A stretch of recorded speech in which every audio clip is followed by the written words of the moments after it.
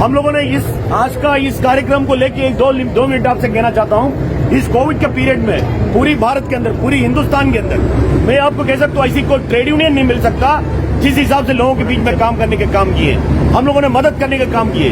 हम लोगों ने जो सब्सक्रिप्शन करने मिलने वाला जो पैसा उसमें से निकाल के 1 करोड़ 11 लाख रुपए, 1 करोड़ 12 लाख रुपए निकाल के प्रधानमंत्री की निधि में और मुख्यमंत्री की निधि में देने के काम किए। एम्बुलेंस से लेके हम लोग सैनिटाइजर से लेके मास्क से लेके इतने सारे कार्यक्रम लोगों के बीच में किया कि उसका कोई हिसाब नहीं है। लेकिन हम लोग राजनीति से जुड़े हुए लोग नहीं है, हम लोग संविधान को मान के चलने वाले लोग हैं। हम लोग कोई राजनीति से हमको लेने देने नहीं। हमको ऐसा लगता अगर कोई राजनीति वाला हमारे साथ में होता शायद हमारे यूनियन को, मुझे लगता कि प्रेसिडेंट का भी अवार्ड मिलता है। इतने काम हम लोगों ने इस कोविड के समय में किए। मैं आपको कहता हूँ एचएमएस कोई राजनीतिक पार्टी के साथ में एचएमएस नहीं है और हम लोग बड़ा गर्व के साथ में कह सकता हूँ आज हम लोग इसलिए मैदान में आना पड़ रहा है।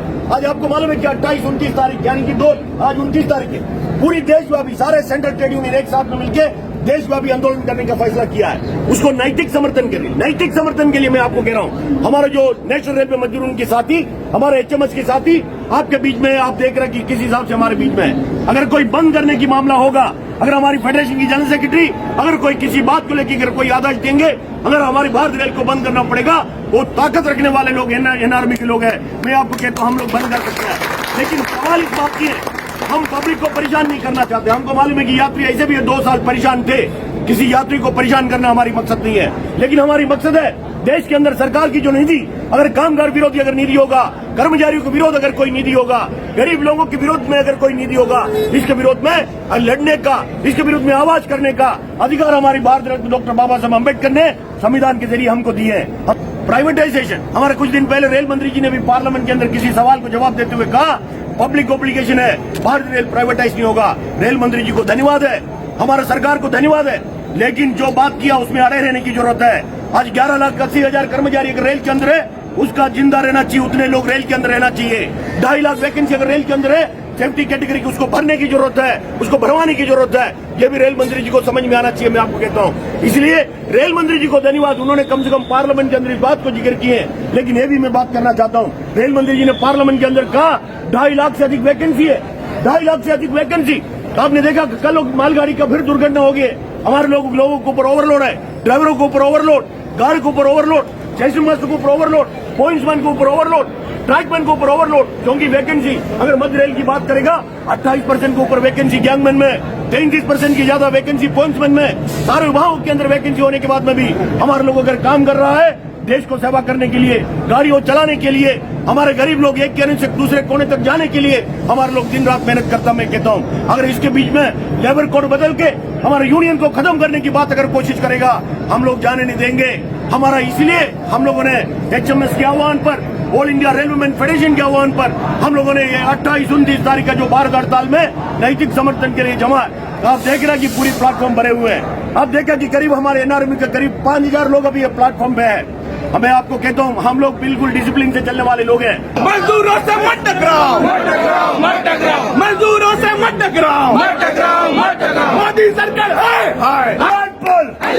तू नहीं बोला, तू नहीं बोला, आगे से बोल, से बोल, से बोल, बोल, मजदूर एकता जिंदाबाद, युवा शक्ति जिंदाबाद, बोल, देता क्यों है? होश में आओ, रेल प्रशासन होश में आओ, जोर जुलूम की टक्कर में